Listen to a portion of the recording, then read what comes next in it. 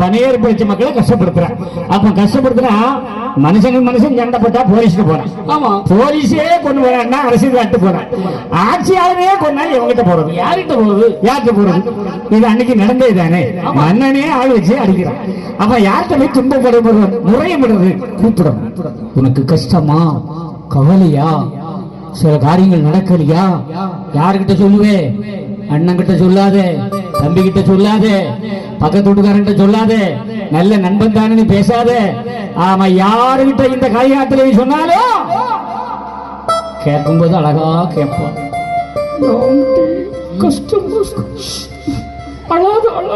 இவ்வளவு அழுதுருவான். அவன் அழைக்கும் இவன் அழுதுருவான்.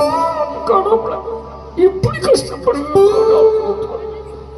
உடனே நம்ம நினைச்சுக்கோ, நம்ம காண்டி அழுகாலே, ஆனா நமக்கு ஒரு ஆறுதலா இருக்கும். வெளியில போகும்போது சொல்லுவா, சின்ன கடையா கிடந்தா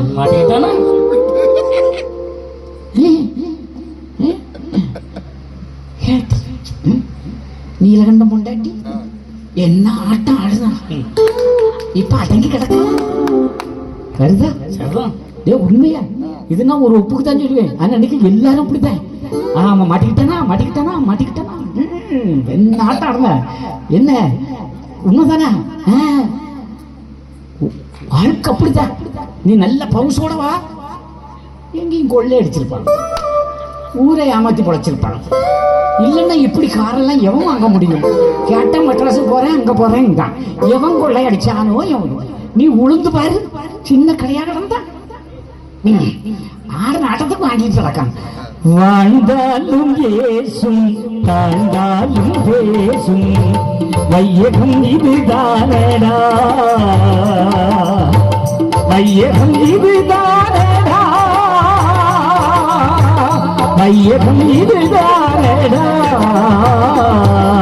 வாழ்ந்தாலும் ஏசும், தாழ்ந்தாலும் பேசும், வையகம் இதுதான்.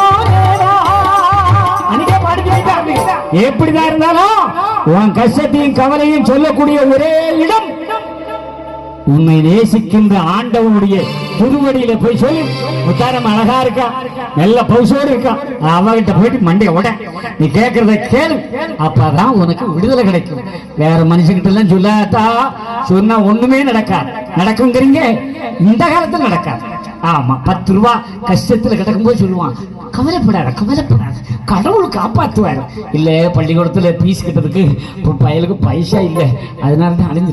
எதுக்கு கவலைப்படுங்க? நாளைக்கு வா, நான் தாரேன். என்னை சத்தியமா நான் தாரேன், போ. உடனே இவருக்கு ஆறுதல். சரி.